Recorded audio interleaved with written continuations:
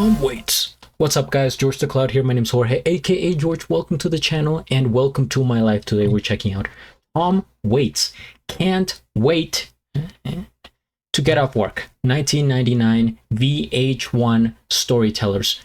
I see the word VH1 and it just brings me back to my childhood. We're talking a different era. This is a special request and paid donation by Brad Taggart. Thank you so much. I appreciate it. He really enjoys Tom Waits, and I think this is from his favorite CD of his. And so we're gonna check this out.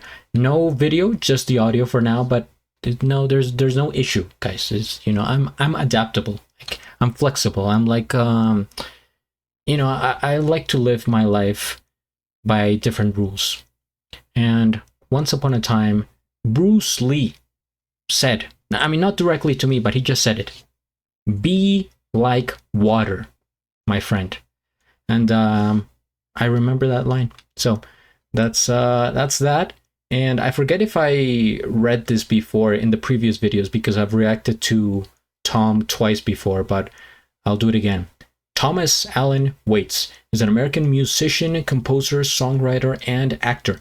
His lyrics often focus on society's underworld and are delivered in his trademark deep, gravely voice. That voice. Yeah. Now, oh, he's 75 years old, from California.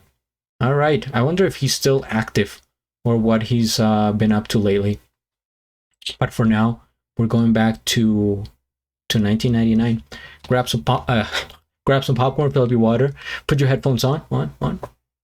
Let's go. It's been a long day, and at some point, you know how you just feel like you want to get home, relax, get off work, but then you remember that you make videos at home. There is no escape. Okay, let's watch the video.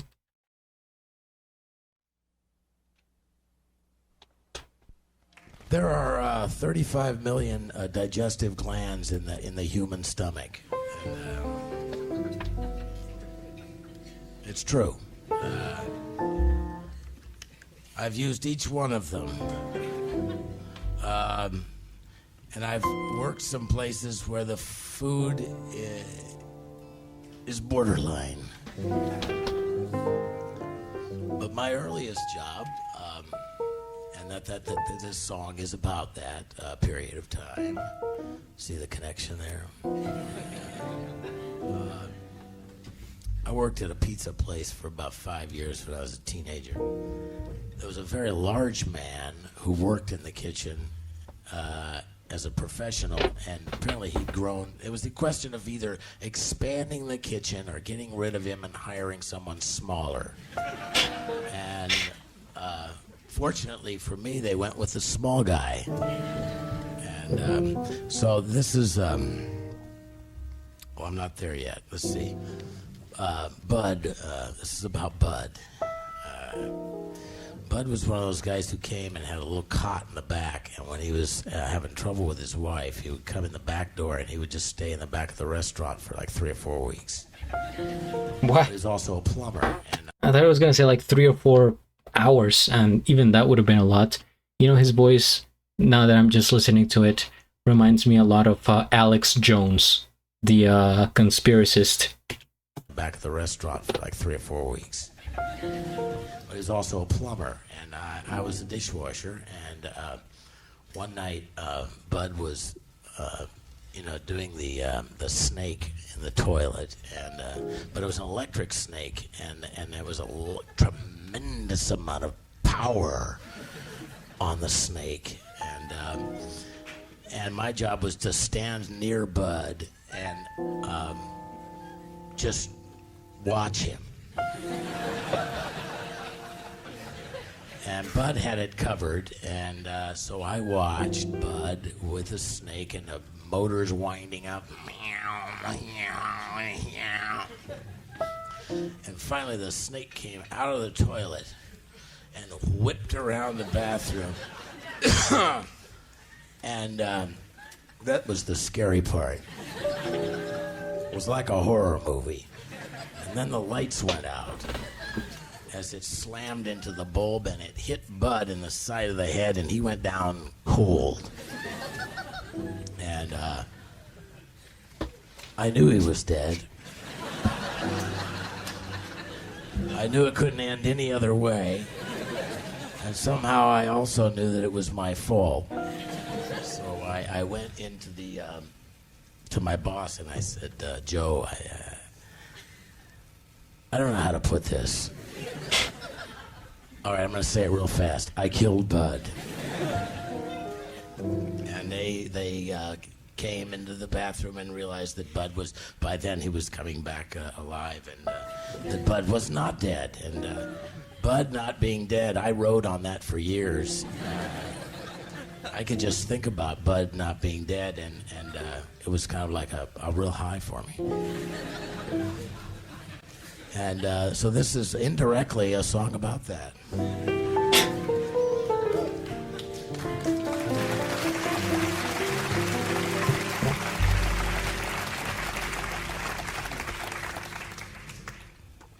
That particular night, I said, I can't wait to get off work. I said, I don't mind working, because I used to be jerking. I used to spend most of my time in the bars. I've been a cabbie and a stock clerk and a soda fountain jock jerk and a manic mechanic on cars. It's nice work if you can get it. Now who the hell said it? I got money to spend on my girl. And the work never stops. I'll be busting my chops, working for Joe and Sal. And I can't wait to get off work to see my baby. She says she'll be leaving the porch light on for me. I'm distracted, I'm disdainful, I'm distracted and it's painful, but this job sweeping up here is gainfully employing me tonight. They said, Tom, do this, Tom, do that, and Tom, don't do that. Dump the trash, clean the oven, count the cash. Oh, you're loving, it's a rare and a copacetic gift. I'm a moonlight watchmanic. It's hard to be romantic when you're sweeping up over by the cigarette machine. Sweeping up over by the cigarette machine. And I can't wait to get off work and see my baby. She said she'll be leaving the porch light on for me. Clean the bathrooms and clean them good. Oh, you're loving, I wish you would. Come down here and sweep me off my feet. This broom will have to be my baby. If I hurry, I just might get off before the dawn's early light.